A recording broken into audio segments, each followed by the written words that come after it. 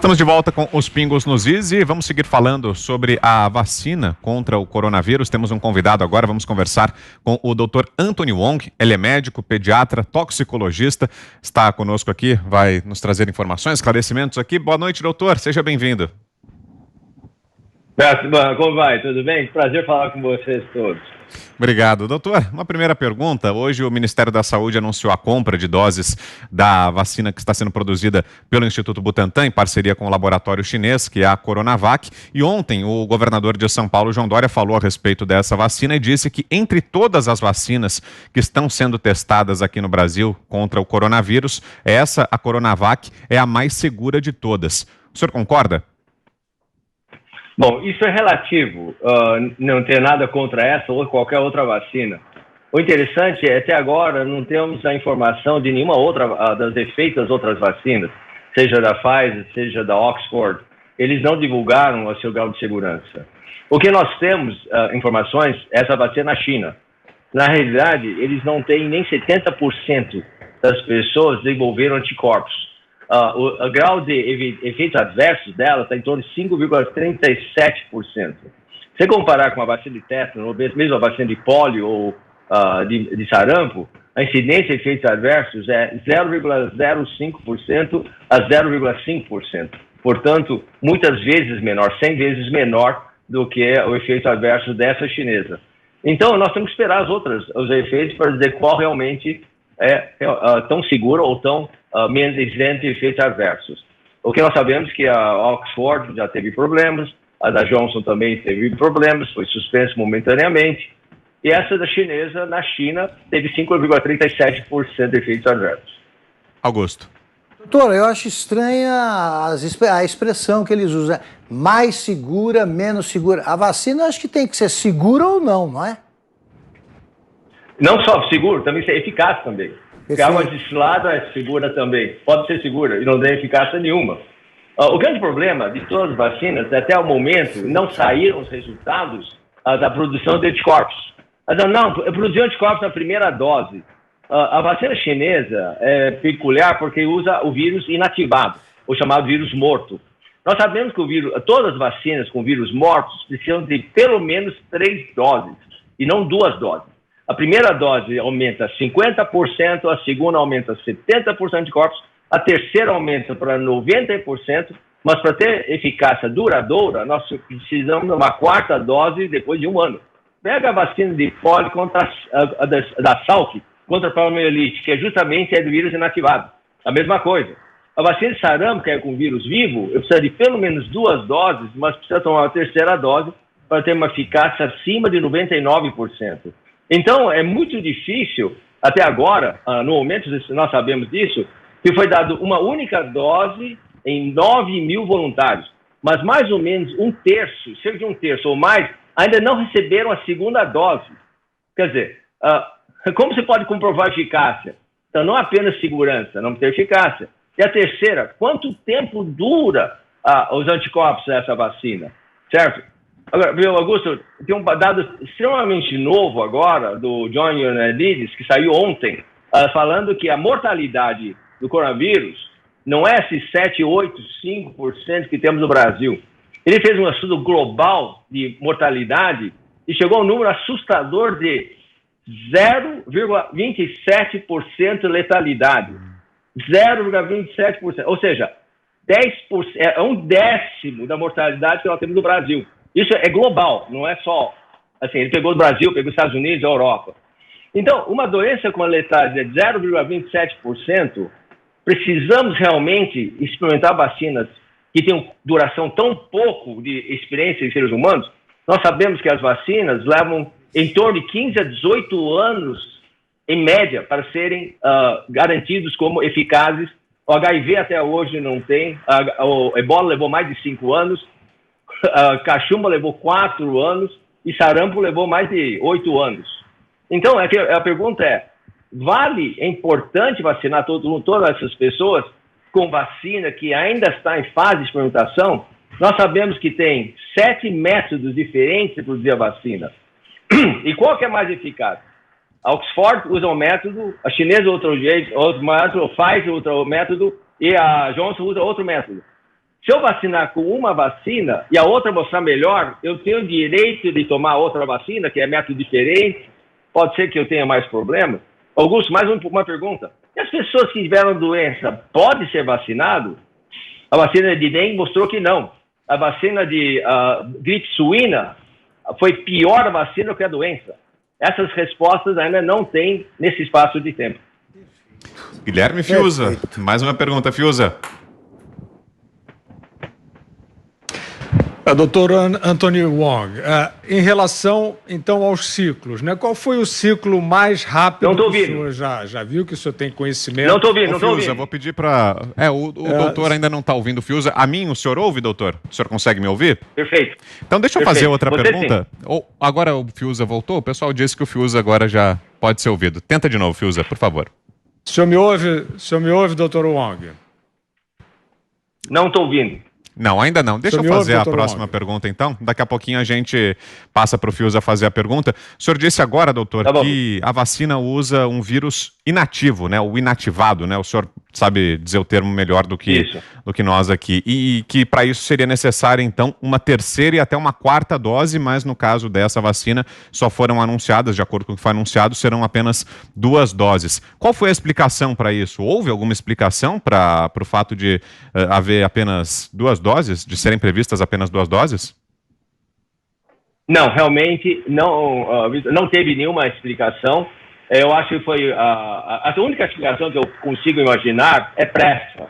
É colocar uma vacina no mercado imediatamente. Então, eles deram uma vacina, deram a segunda dose 2 semanas a 4 semanas depois.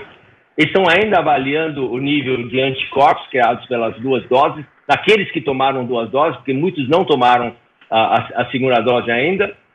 Só para ter uma comparação, a vacina de Salk, por exemplo, a primeira dose deu 50% de eficácia, a segunda aumentou a quantidade de anticorpos para 90% e a terceira dose foi para 99%. A Sabin oral teve 50% com a primeira dose e só com a terceira dose deu 95% de níveis de anticorpos protetoras. Então, nós temos evidências de outras vacinas que só 2 doses não são suficientes para produzir uma imunidade global suficiente. E nós para termos uma vacina eficaz para proteger a população, não se aceita números inferiores a 90%. Agora sim, Fiuza. Doutor Wong, o senhor citou os ciclos de desenvolvimento de vacinas. O senhor citou alguns, eu queria saber qual o ciclo mais curto que o senhor tem conhecimento de desenvolvimento de vacina e diante da etapa que nós estamos no desenvolvimento das várias vacinas contra a Covid, sem evidentemente fazer uma projeção, mas o que o senhor consideraria um ciclo mínimo na etapa que nós estamos agora no desenvolvimento contra a Covid? Pois é, a vacina desenvolve necessário várias etapas, né? Então, nós sabemos que tem a fase pré-clínica, feita em animais, depois a fase 1, 2, 3, que são ainda a fase experimental, são pacientes rígidos, escolhidos, voluntários, que não tenham tido a doença ainda, e depois que ele passa pela terceira fase, vai para a quarta fase, em que solta para a população em geral. Essa fase é que é mais importante, porque pega as pessoas com comorbidades, vulneráveis, crianças, velhos, etc, etc. A vacina que foi mais curta foi de cachumba, levou 4 anos. A vacina de sarampo levou 9 anos. A vacina de ebola levou 5 anos para ser desenvolvida. E levou mais 5 anos para o EMA, né, a Agência Europeia, aceitar para aplicação geral. Então, não é apenas essa fase de desenvolvimento, ele tem que passar pelas agências regulatórias para eles avaliarem os dados. Isso leva meses até anos para esses reguladores acertarem ou aceitarem a segurança dessa vacina. Ora, nós temos uma pressa enorme. São 7 métodos diferentes envolvendo a vacina. Nunca houve na história da humanidade tanta diversidade de métodos de produção. E ninguém pode garantir que a vacina feita no método A permite que você use a vacina método 2. você viu o que aconteceu com a vacina da dengue. Quem tomou a vacina, ao ser infectado com dengue, desenvolveu uma dengue pior. A vacina de gripe suína, a vacina foi pior que a doença. Então, todas essas perguntas não podem ser respondidas em curto espaço de tempo, de abril a outubro ou novembro deste ano. O próprio presidente da Merck, que é o maior produtor de vacinas do mundo, ele disse o seguinte: nós estamos com tanta pressa de desenvolver essa vacina que nós estamos deixando cautela e cuidados ao vento. E isso é muito perigoso.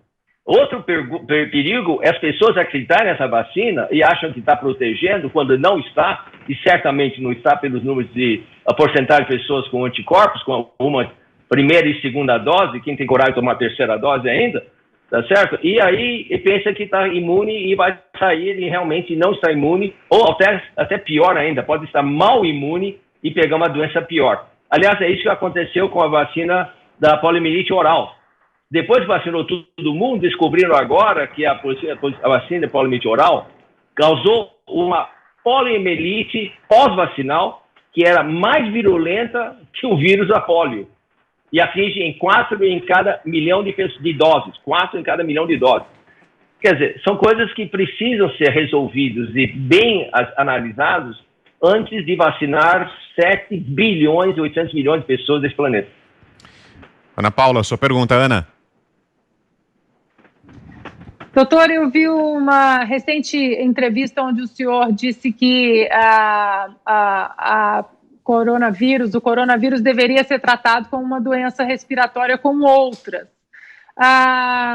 Por que a que o senhor acredita esse alarde que aconteceu no mundo e também na própria comunidade médica, já que a gente vê que o coronavírus ele funciona, né? Ele tem um caminho diferente em vários estados dos Estados Unidos, em vários países, no próprio Brasil a gente esperava um pico maior e não foi tão elevado assim. Aqui o senhor acredita esse alarde, principalmente dentro da comunidade médica, sobre não se tratar essa doença como uma doença respiratória, como outras, como o senhor mencionou na entrevista?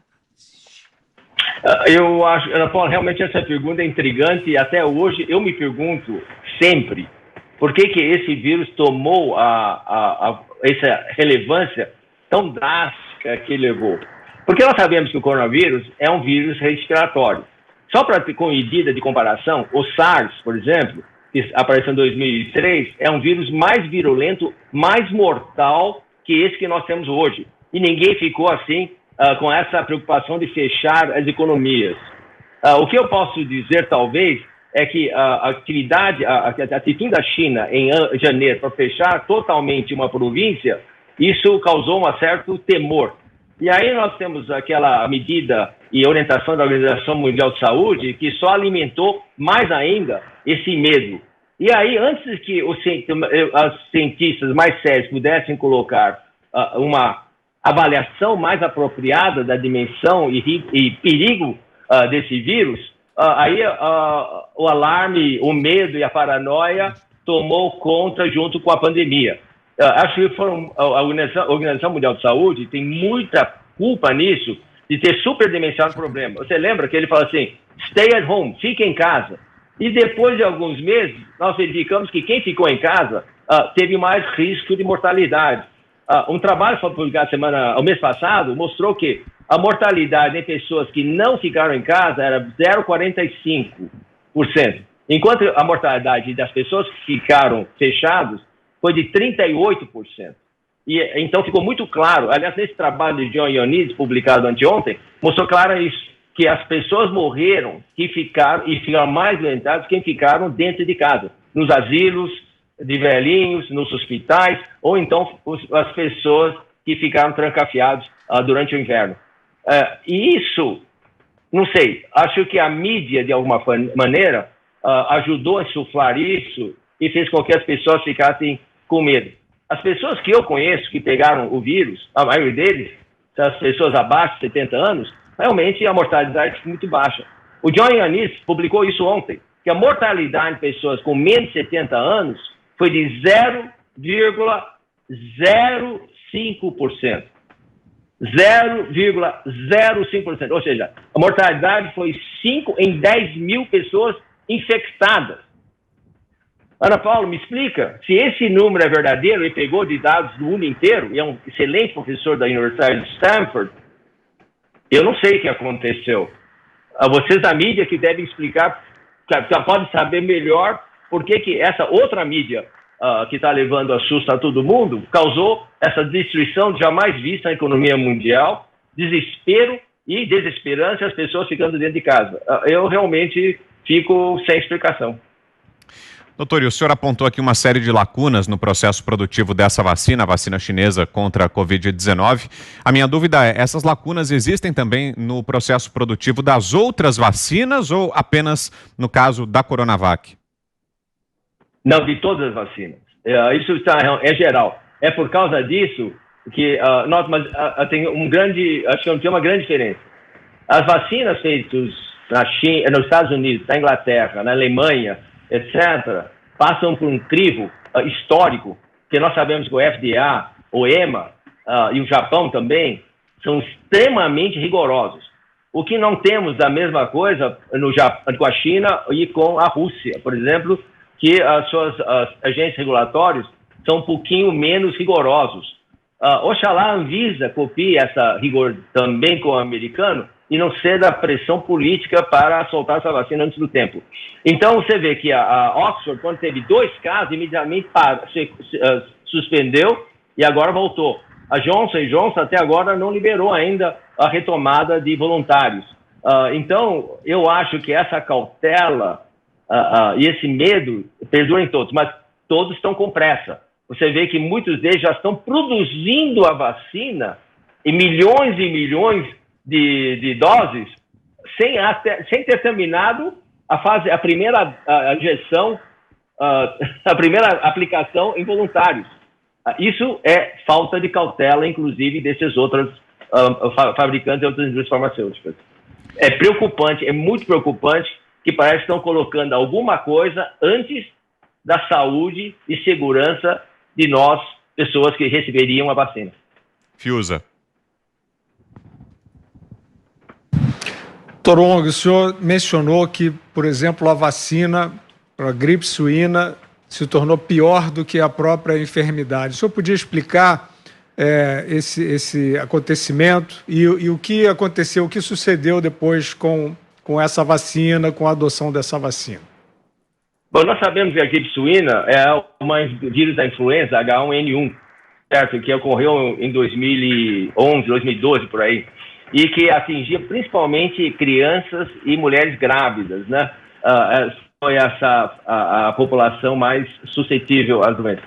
E viram que quando deram a vacina, ele provocou febre muito alta, convulsões e outros efeitos adversos, de tal forma que teve que suspender. Porque a própria gripe suína tinha uma letalidade relativamente, como todo H1N1, em torno de 0,1%, 0,12%, e as pessoas que tomaram a vacina ficaram enfraquecidas e com sequelas piores. Então, a primeira vacina que saiu da gripe suína foi imediatamente suspensa. A gripe suína durou pouco tempo, durou 2 anos, 1 ano e meio, 2 anos. E então, antes de que pudesse ter uma segunda dose contra a gripe suína, ela desapareceu e aí não teve necessidade de fazer essa vacina. Mas era uma vacina para influenza. Aliás, é importante salientar que muitas pessoas que tomam a vacina contra a gripe, que eu recomendo para todos, todo inverno tomar isso, algumas, infelizmente, as pessoas têm apresentado efeitos adversos. Foi o que aconteceu com a gripe suína. Nas mulheres grávidas e as crianças pequenas sofreram muito, inclusive houve algumas mortes relatadas relacionadas com a vacina. Doutor, nosso tempo está quase esgotado, mas uma última pergunta. Queria saber do senhor, como cidadão, não exatamente como médico, se não for obrigatória a vacina, o senhor vai tomar ou não? Bom, em primeiro lugar, para mim, essa resposta é fácil, porque eu já estou com anticorpos contra a vacina. Então, eu não tenho nenhuma necessidade de tomar essa vacina. Como eu tenho anticorpos, eu teria que dar um não, porque eu não tenho como aplicar mais um antígeno no meu corpo, porque assim eu tenho que produzir anticorpos contra essa vacina, o vírus dessa vacina. e é possível que eu desenvolva anticorpos em demasia que vai atacar o meu próprio corpo. É importante lembrar que o Covid tem 2 fases. A primeira fase é causada pelo vírus, aquela que dura 7 dias, e que o tratamento precoce é importante. Mas a segunda fase das pessoas que não conseguem eliminar esse vírus é causado pela resposta do corpo ao vírus. É chamado tempestade por citoquina, em que o aumento de ação inflamatória, resposta inflamatória do corpo, provoca lesão no cérebro, no coração, nos rins, no fígado e no coração, e no pulmão também. Então, essa segunda resposta, que é a resposta imune do corpo contra o vírus, é pior. Se eu tenho anticorpos, eu não posso tomar essa vacina, eu não devo tomar porque eu já tenho imune contra o vírus, para que me sujeitar a uma possível reação a mais, como aconteceu com a dengue. Mas se o senhor não tivesse anticorpos, doutor? Então, aí o segundo. Diga. Então, eu faria isso só se eu tivesse resultado da fase 4 em outros países. Eu vou dizer por quê, Vitor, é importante. Nós vemos que a Europa está na segunda onda, tá certo? Nós já tínhamos previsto isso em março. Falei, vai ter uma segunda onda, porque o vírus tem resposta sazonal. Ora, eles vão ter que receber essa vacina agora em janeiro, fevereiro. O Brasil, se tiver, vai ter a segunda onda só em maio. Então, nós temos o conforto de esperar o resultado dessas vacinas em outros cobaios do hemisfério norte, para nós escolhermos qual a melhor vacina para o hemisfério sul e o Brasil. O Brasil, o número está caindo de tal maneira que não justifica tomarmos vacina em janeiro, fevereiro. Nós devemos esperar o resultado dos cobaios, colegas, lá do hemisfério norte, para aí escolher a melhor vacina para nós, que será ou o coronavírus, a chinesa, pode ser Oxford, ou pode ser qualquer outro. A experiência nossa é que a melhor vacina geralmente é a 4ª ou 5ª que aparece no mercado. Eu prometi que era a última, doutor, mas a Ana tem mais uma questão. Rapidinho, Ana, manda ver.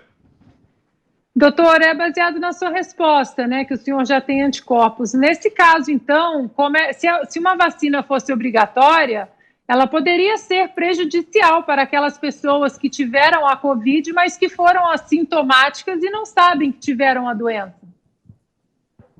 Perfeitamente, exatamente isso.